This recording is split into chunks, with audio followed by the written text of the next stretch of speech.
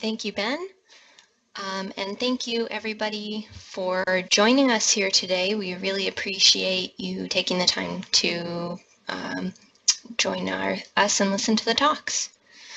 So Raj, Natasha, and Sarah discussed some very excellent examples of programs and ways to bring geoscientists, students, and communities together to work hand in hand on community-specific projects. We're going to zoom out and take a look at AGI's Critical Issues program here, which provides a platform that supports well-informed public policy and decision-making by providing long-term access to on-demand geoscience information in a variety of formats. Our stakeholders in critical issues are primarily comprised of those working in state and local government agencies, such as city planners, emergency managers, water resource divisions, and more. Some of these state and local decision makers are geoscientists, and others are not necessarily geoscientists, but need and use a great deal of geoscience information in their daily work. They are a diverse group of geoscientists and non-geoscientists who use a lot of geoscience information to solve geological, water, air, ocean, health and safety, economic, and many other challenges. State and local governments are often underserved by many geoscience outreach efforts, in part because they need site and regionally specific information. Decision makers rely on information that addresses the appropriate spatial and temporal scales they need and is perceived to be from a trustworthy, high quality, and unbiased source. That is to say, without a strong policy agenda. Programs and initiatives like the Thriving Earth Exchange and Integrate that Raj, Natasha, and Sarah discussed are fantastic at filling these needs on a community by community and project by project level. Where AGI's Critical Issues program finds its niche is by creating a platform that provides access to a curated selection of vetted, expert, and unbiased geoscience information on demand. It's important here to stress the importance of curated resources because although search engines like Google can provide access to a lot of information, one still must invest effort and resources to sift and winnow that information to find that which is reliable and trustworthy, which can be a really big job and take a lot of time. The Critical Issues platform provides information resources that cover these 5 main topics. Results from our annual surveys of our network of contacts has helped us immensely to tailor our information products to stakeholder needs.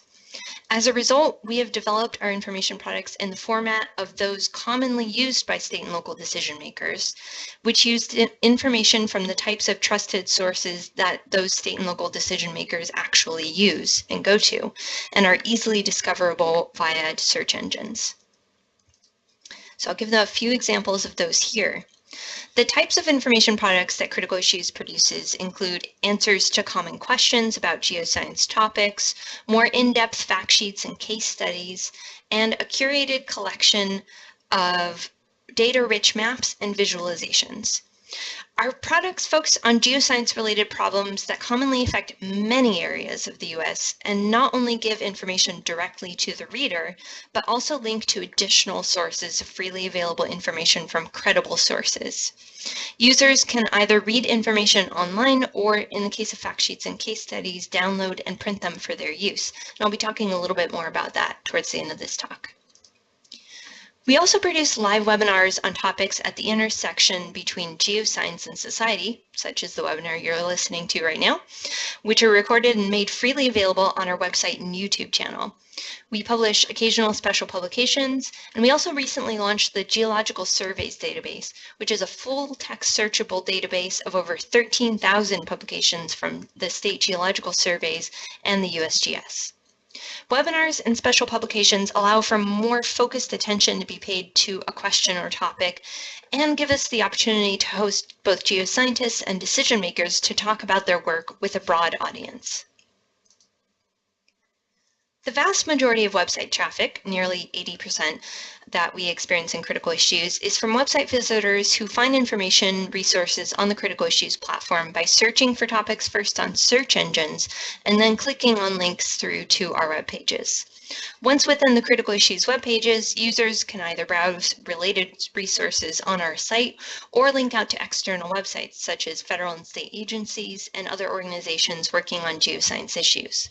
One thing that we found is really important is listing the source of different information that we use. People find that very helpful and helps them to trust the information that they're reading more.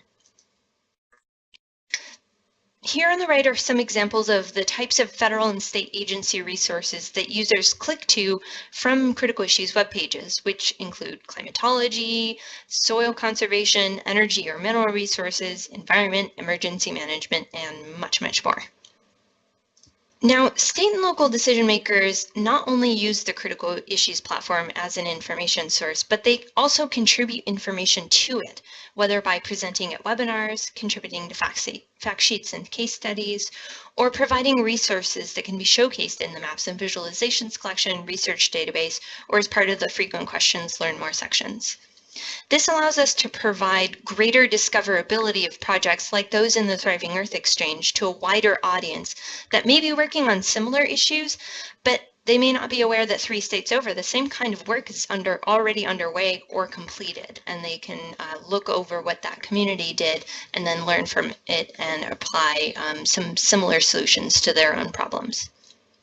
The fact that resources on the Critical Issues platform have very high discovery rates via search engines means that stakeholders can find the information they need without first having to come to the Critical Issues homepage.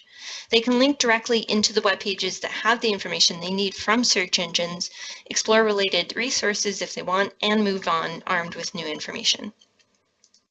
Although we design products with our state and local decision makers' own work in mind, we've also found that they occasionally utilize these information resources in unexpected ways, such as doing outreach to their own stakeholders or providing geoscience information to other groups. Further examples of how they utilize Critical Issues products include agency or public education on geoscience topics, organizing conference sessions, printed materials for meetings with other decision makers, and much, much more. In addition to our target stakeholder audience of state and local decision makers, we've found that our products are also used by other audiences from colleges and universities, K-12 educators, and industry professionals in private and nonprofit companies, both in the US and internationally. These other audiences are using Critical Issues products to produce briefs for their clients, communicate internationally about geoscience in the US, develop courses, inform their own research, advise students on career options, augment lectures or presentations, learn about recent geoscience policy developments, and again, much, much more. Ultimately, after 5 years of producing information products and hosting events in the Critical Issues program, we're finding that our stakeholders and many other audiences engage with the Critical Issues platform in many different and sometimes unexpected ways, depending on what their needs are. By checking in frequently with our audiences and tracking patterns and how they use our resources, we've tried to maximize the utility of Critical Issues information products for our stakeholders' needs. So finally, I'd just like to put a little plug here. If you're interested in getting involved in sharing your research or working with a broad network of decision makers, geoscientists, and educators, we invite you to please get in touch with us. Some ways to be involved are in helping to plan or speak at a webinar, such as a webinar like we're holding right now, or to write a case study or a fact sheet that will reach a broad audience. We're also happy to work with principal investigators in preparing broader impacts projects for grant proposals. So thank you again so much for your attention and joining us today. Back to you, Ben.